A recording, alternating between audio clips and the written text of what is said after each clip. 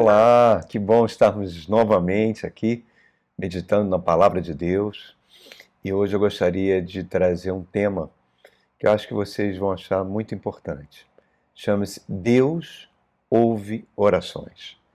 E eu vou convidar você a pegar a sua Bíblia, abrir no primeiro livro de Samuel, no capítulo 1.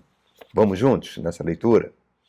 Diz assim: Havia certo homem de Ramataim, Zufita, dos montes de Efraim, chamado Eucana, filho de Jorão, neto de Eliú, bisneto de Tou e filho do efraimita Zuf. Ele tinha duas mulheres. Uma se chamava Ana e a outra Penina. Penina tinha muitos filhos, Ana, porém, não tinha. Todos os anos esse homem subia da sua cidade a Siló para adorar e sacrificar ao Senhor dos Exércitos. Lá, Ofne e Finéias, os dois filhos do sumo sacerdote Eli, também eram sacerdotes. No dia que Eucana oferecia sacrifício, dava porção à sua mulher Penina e a todos os filhos dela, mas a Ana ele dava uma porção dupla, porque a amava, apesar de que o Senhor a tinha deixado estéril. E porque o Senhor a tinha deixado estéril, sua rival a provocava continuamente a fim de irritá-la. Isso acontecia ano após ano. Sempre que Ana subia à casa do Senhor, sua rival a provocava, ela chorava e não comia. Eucana, seu marido, lhe perguntou: Ana, por que você está chorando? Por que você não come? Por que você está triste? Será que eu não sou melhor para você do que 10 filhos? Certa vez, quando terminou de comer e beber em Siló, estando o sacerdote Eli sentado numa cadeira junto à entrada do santuário do Senhor, Ana se levantou e, com a alma amargurada, chorou muito e orou ao Senhor.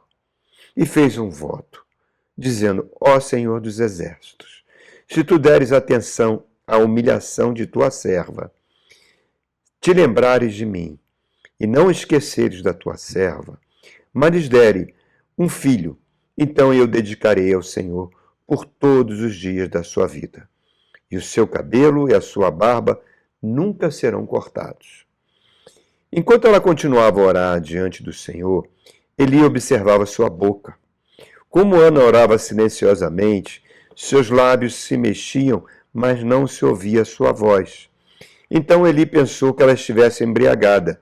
Ele disse: Até quando você continuará embriagada? Abandone o vinho. Ana respondeu: Não se trata disso, meu senhor. Sou uma mulher muito angustiada. Não bebi vinho, e nem bebida fermentada. Eu estava derramando minha alma diante do Senhor.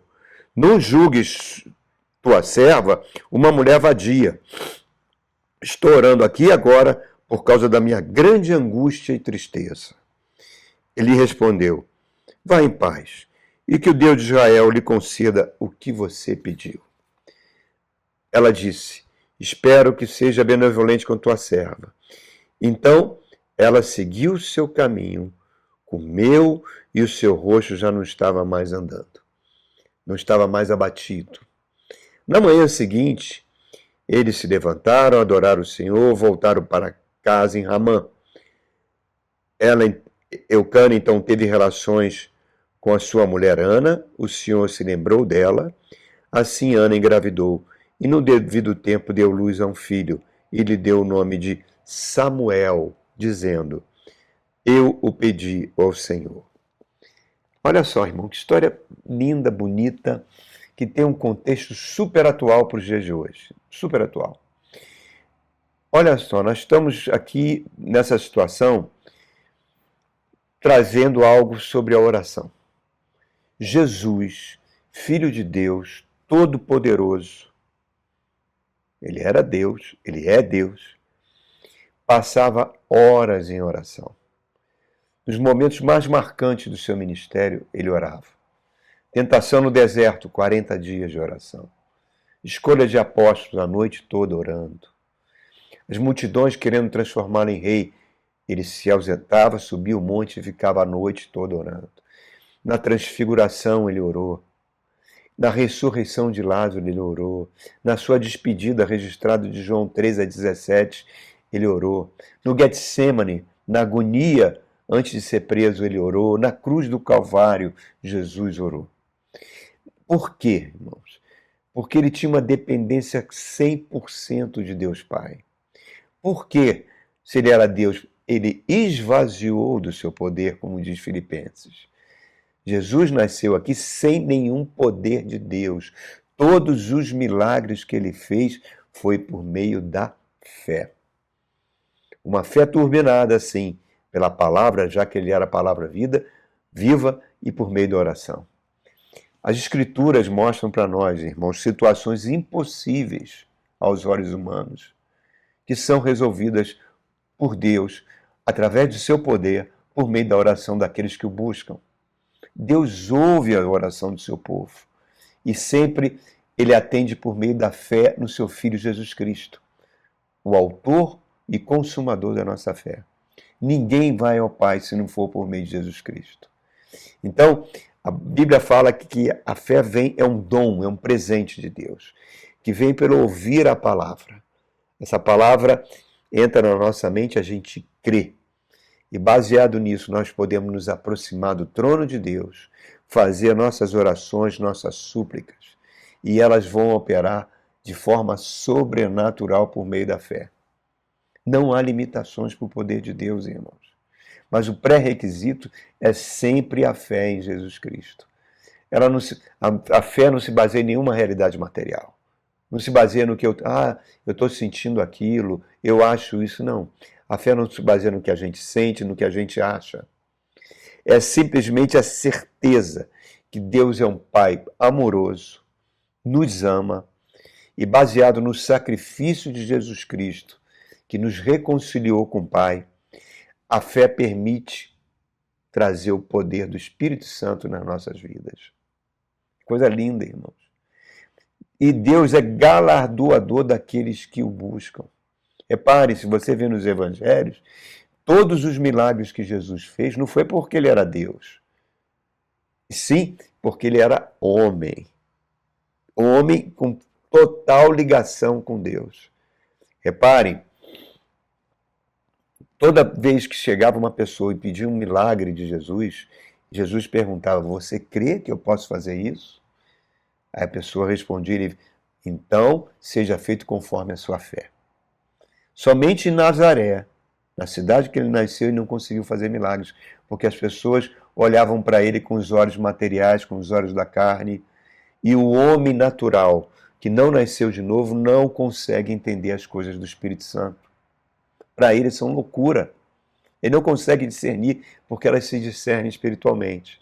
Então ali, por não crerem nele, ele não conseguiu fazer nenhum milagre. E uma das coisas que o Satanás e seus demônios fazem é usar todo o seu poder para minar a nossa fé. De várias maneiras, por meio de falso ensino, falsos pregadores, falsos pastores, falsos profetas, por meio das circunstâncias que nos abalam, enfim. A fé, ela não é fanática. A fé não é uma fé cega. Ela é racional até certo ponto, mas depois de um certo ponto, ela se torna sobrenatural, irmãos. Então, quando você busca Deus, e ele é galardoador, ele é doador daqueles que o buscam, como diz o livro de Hebreus, você confia nele, você entrega nas mãos dele e descansa. A fé é um relacionamento com Deus, que se baseia no descanso, numa completa confiança que Deus vai resolver aquela questão. Eu não preciso puxar de volta, né? Pois bem, esse texto que nós lemos, o contexto dele é muito importante, que ele se baseia nas coisas que acontecem hoje.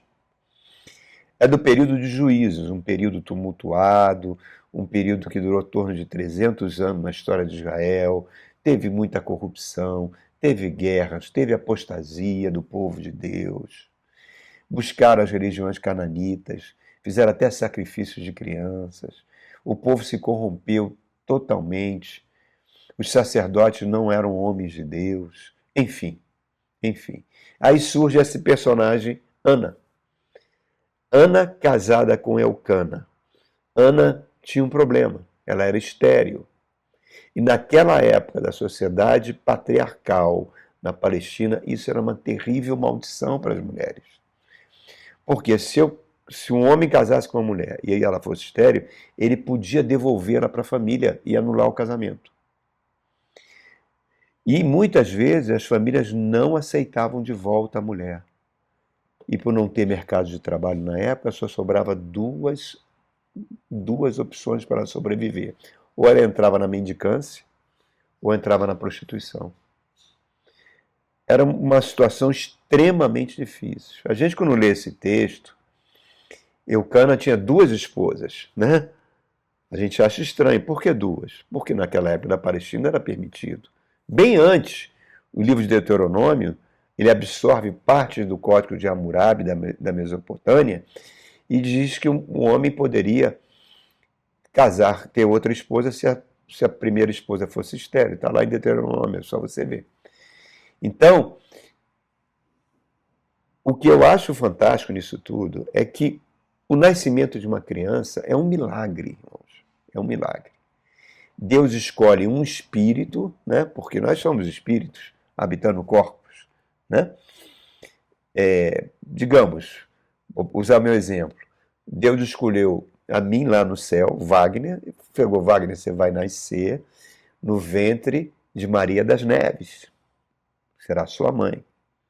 Você vai nascer naquela família, porque você tem um propósito para você, como tem um propósito para cada ser humano que nasce. Deus tem um propósito para você. Você não nasceu por acaso.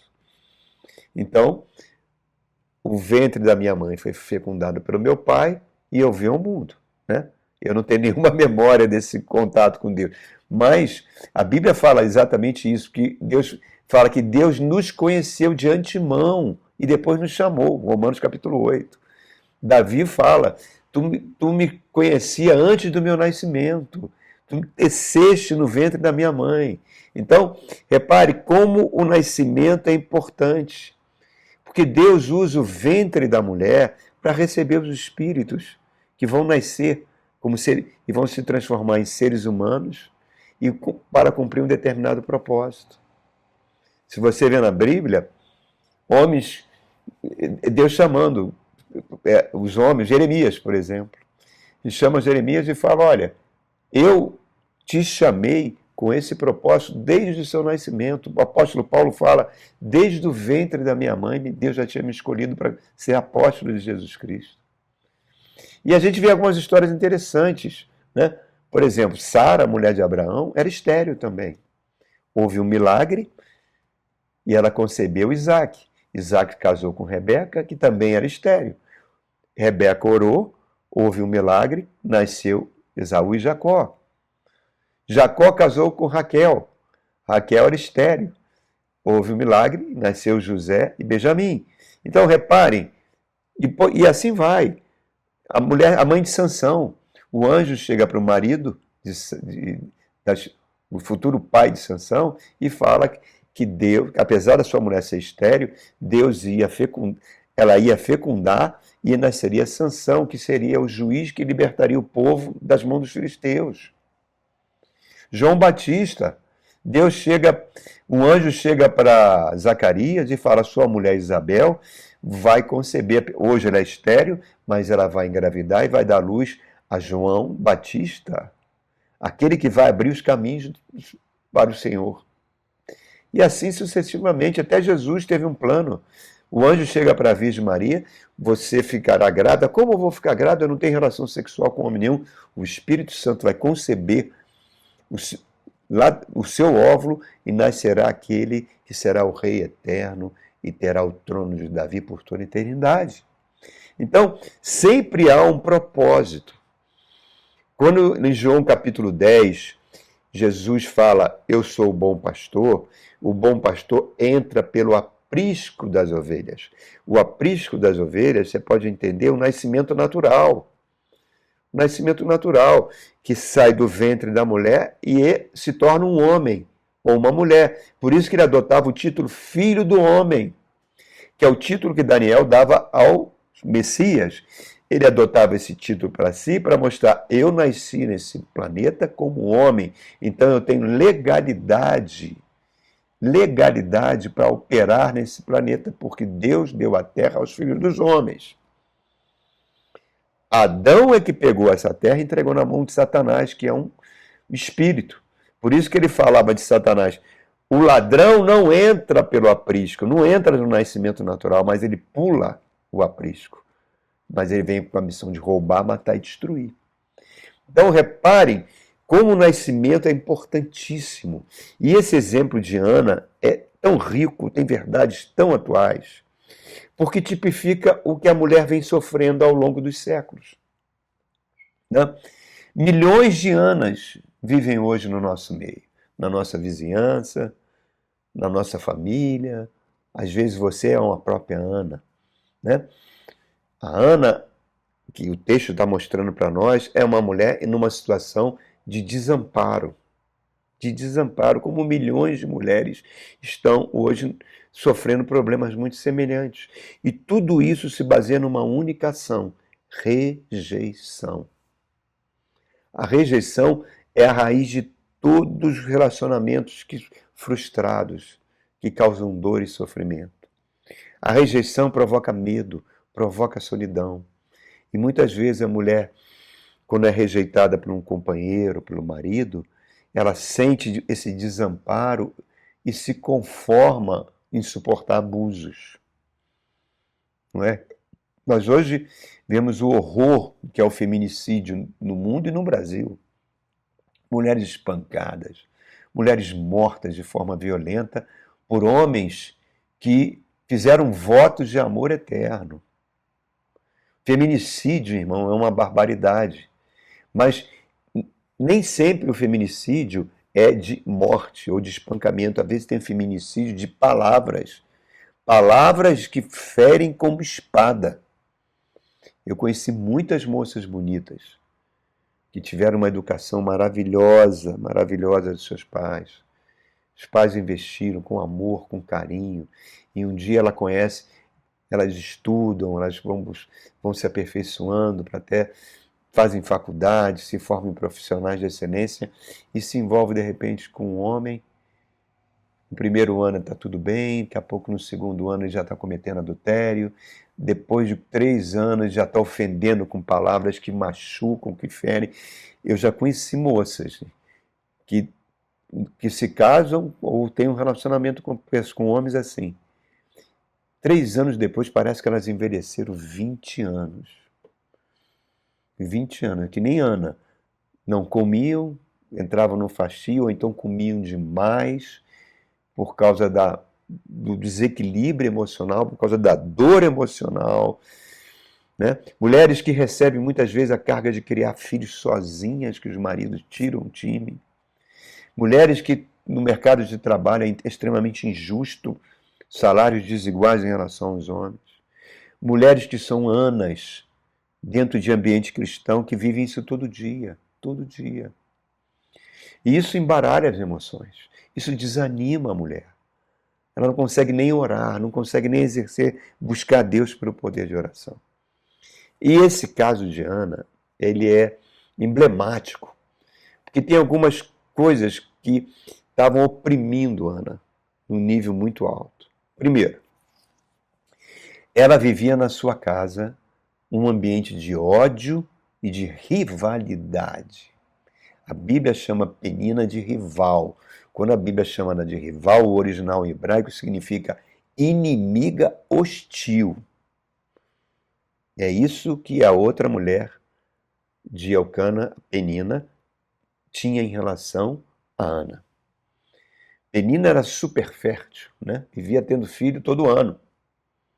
Deve ter chegado a 10 filhos, né? Porque tem um momento que Elcana, eu não sou melhor que os 10 filhos. Então, olha só, se ela teve 10 filhos, vamos supor isso, porque diz que ano após ano ela sofria esse bullying horrível de Penina, uma mulher leva 9 meses para a gestação de uma criança. Bom, vamos botar mais 2, 3 meses, cada criança é 1 ano. Se ela tem 10, pelo menos 10 anos de bullying. Bullying que essa mulher fazia, Penina, em cima de Ana. trazendo à tona, dizendo no mínimo que ela era maldita, porque ela era estéril, coisas que na época eram muito difíceis de suportar. E deve também os seus filhos, que criança segue o exemplo dos pais, né? Deve também ter colaborado nesse bullying, nesse deboche, machucando o coração de Ana. Então a sua casa era um ambiente. E lembre-se, a casa na Palestina não é uma casa com paredes de tijolos separando cômodos, não. Às vezes era todo mundo junto, às vezes as paredes eram algo muito fininho. Então eram 10 anos de bullying diário. Uma vez por ano, eles iam a uma procissão para a cidade de Siló, porque lá estava o tabernáculo, que foi criado no deserto. Então eles iam lá para sacrificar. E o sumo sacerdote naquela época era Eli, né? Então o que acontece? Era uma festa. As famílias iam nessa grande alegria, nessa grande festa, oferecer sacrifícios ao Senhor, pedir as bênçãos, conforto. Nessa época, que era uma data tão festiva, aí era muito pior o sofrimento de Ana. Parece que Penina, de forma cruel, né, usava as palavras para ferir, para provocar continuamente. E ela entrava num estado de depressão, irmãos. Chorava, chorava, não comia. Era um inferno diário que o clima chegava em Siló. Bullying de palavras. Irmãos, eu já presenciei cenas ou então já chegou ao meu conhecimento, de jovens esposas sofrerem palavras que vêm dos companheiros, que depreciam, que ofendem, que apontam defeitos no seu corpo, que humilham, irmãos. E essas mulheres acabam entrando num estado de depressão, né? Além do fato dos demônios. Setas inflamadas que os demônios lançam na mente. A pessoa começa a ouvir sussurro na sua mente. Tira a sua própria vida. Cometa suicídio. Para que viver assim? E no meio cristão, muitas mulheres já cometeram suicídio. Até pastores e pastoras já cometeram suicídio, irmãos. Suicídio virou uma pandemia no Brasil. O maior gasto do SUS é com suicídios. É uma coisa extremamente terrível, irmãos. E tudo isso que ela passava. Ana passava. A terceira coisa que Ana sofria era a omissão do marido. Eucana era um marido fraco, omisso. Por quê? Porque ele deixava Penina pintar e bordar em cima da vida de Ana. Ele não impunha sua autoridade, falava, ô Penina, vamos dar um tempo aí, para com isso. Não, ele deixava, fingia que não ouvia e permitia aquele massacre diário de Ana. E depois vinha com uma porção dobrada para dar para Ana, aumentando mais ainda o ódio de Penina, porque via que ele preferia Ana em relação a ela. É que nem pai que prefere um filho em relação ao outro. É ambiente de ódio e rivalidade até o final da vida. Então observe, irmãos, como isso era terrível. A Penina virava um instrumento do próprio Satanás. E Eucana foi omisso, completamente omisso. E não só isso, foi misógino. Porque ele falou, não sou melhor do que 10 filhos. Então, ele que permitia que ela passasse por isso. E vinha com esse paliativo, mostrando, não, olha, eu te amo mais, toma aqui a porção dobrada. Irmãos, Ana nesse estado de depressão, de choro constante, de fastio, sem dúvida as setas inflamadas lançadas na sua mente, né? E um bullying diário, espiritual, causado por aquelas pessoas dentro do seu lar e por demônios também. Quarto problema que Ana passou, a omissão do sacerdote. Eli chamou ela de bêbada. Quer dizer, você quando vai na casa do Senhor, você espera o quê? Que um pastor te conforte, te dê uma palavra de ânimo, né? Se você está doente no hospital, ele vai fazer uma visita, fazer uma oração. Você espera que o pastor seja um homem que vai trazer algum alívio emocional, espiritual para o teu sofrimento. E não ouvir da boca do pastor uma ofensa dela. Você está bêbada. Está bêbada. Então, não há fé que resista a isso. Mas o mais impressionante foi que Ana não sucumbiu, irmãos. A sua resiliência fez ela suportar esses anos todos de humilhação. Reparem que ela era uma mulher de oração, porque ela vai buscar Deus lá no santuário. Vai orar, caladinha, mexendo só os seus lábios, pedindo misericórdia de Deus. E aí vem a primeira verdade que eu quero trazer para você, o poder da oração. Deus quer que você vá a Ele. Ele sabe que você está passando por isso, mas Ele quer que você vá, que você peça ajuda. Então ela vai buscar essa força em Deus, ela vai ter a sua resiliência. A sua fé vai trazer uma solução que ninguém podia dar. É um poder espiritual que vai vir sobre ela. É uma lei espiritual que vai entrar em ação. Deus fala 4 vezes nas Escrituras: o meu justo vive pela fé. Quem confia no Senhor é como árvore junto às correntes das águas. Aqueles que confiam no Senhor são como os muros de Jerusalém, que não caem. E aí eu me lembro do rei Davi. Davi sofreu muito bullying, foi caçado, queriam a vida dele, foi traído pelos que ele pensava que eram seus amigos. Até o próprio filho quis matá-lo, irmãos. E eu pensei alguns trechos de alguns salmos, que parece que ele, é como se ele estivesse falando junto com Ana. Olha só. Olha o Salmo 38, quando ele abre o seu coração. Observe aqui, irmãos. Salmo 38, dá um tempinho aqui para eu abrir a Bíblia. Nós vamos ver o rei Davi clamando. Olha só. Salmo 38, versos 6 a 11. Sinto-me muito fraco, totalmente esmagado. Meu coração geme de angústia. Senhor, diante de ti estão todos os meus anseios. E o meu suspiro não te é oculto. O meu coração palpita, as forças me faltam, até a luz dos meus olhos se foi. Meus amigos e companheiros me evitam por causa da doença que me aflige. Ficam longe de mim os meus vizinhos. Os que desejam me matar preparam armadilhas. Os que querem me prejudicar anunciam a minha ruína. Passo um dia planejando traição. Ah, gente, que drama. Parece que Ana e Davi têm muitas semelhanças. Ele está tão sem esperança, mas mesmo assim, olha aqui no verso 20, o que ele fala. Mesmo assim, ele vai clamar, olha só. Ele fala aqui, ainda no Salmo 38, ele fala: os que me retribuem o bem com o mal, me caluniam, porque é o bem que eu procuro. Senhor, não me abandones. Não me abandones. Não fique longe de mim, ó meu Deus. Apressa-te a me ajudar. Senhor, meu Salvador. Coisa linda, irmãos. Ele está sem esperança, mas ele está clamando. E o mundo desconhece isso. As pessoas que não nasceram de novo, que o Espírito Santo não atua nelas, não conseguem entender isso. Mas o Espírito Santo quer que você lance mão desse recurso para controlar a sua dor. Olha o 39 do Salmo de Davi. Eu disse, vou vigiar minha conduta e não pecarei em palavras, porém mordaça na minha boca. Quer dizer, ele nessa dor não quer murmurar, não quer se queixar, não quer falar mal de ninguém, porque ele sabe que suas palavras têm poder e os demônios vão usar essas palavras contra ele, para matar a fé dele. Mas mesmo assim, olha no verso 12 do Salmo 39 que ele fala.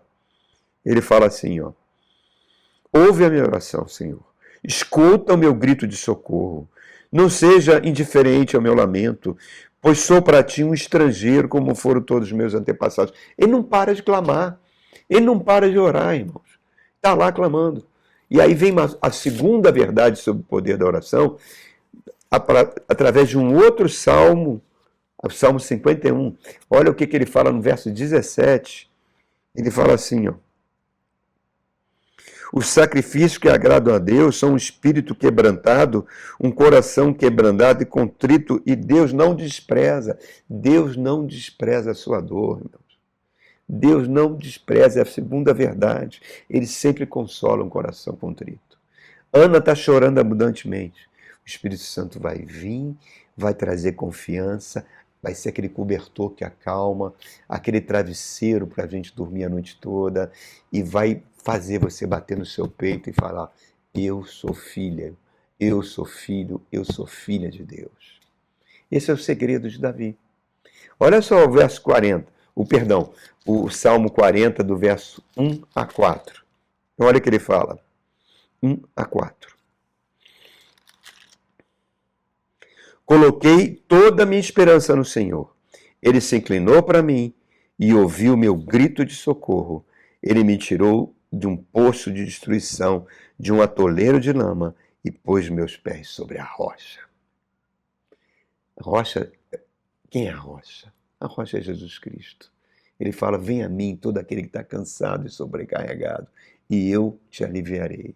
Efésios 2,18 diz que nós temos acesso ao Pai toda hora, 24 horas por dia, por meio do sangue de Jesus Cristo, que traz o poder sobrenatural quando a gente ora, quando a gente clama. E a presença do Espírito Santo em nós. João 14, verso 13 e 14, Jesus fala, peça ao Pai em meu nome e o meu Pai te considerará, irá te atender na sua oração. Terceira verdade, irmãos. Deus ouve e atende as orações, mas não só para abençoar a nós, não. Repara, Ana fez um voto, Ana doou o que ela mais queria do seu filho Samuel. Ela deu, ofereceu a Deus, deu o melhor de si. Né? E quem foi quem deu? Deu logo Samuel, o maior dos profetas, no tempo dos juízes, o maior juiz de Israel. O gesto de Ana abençoou toda a nação. Toda a nação. Então a gente tira algumas verdades aí entrelaçadas. Deus muitas vezes permite que a gente passe por ataques, até que a gente não fique confiando mais na nossa carne, nem em pessoa nenhuma.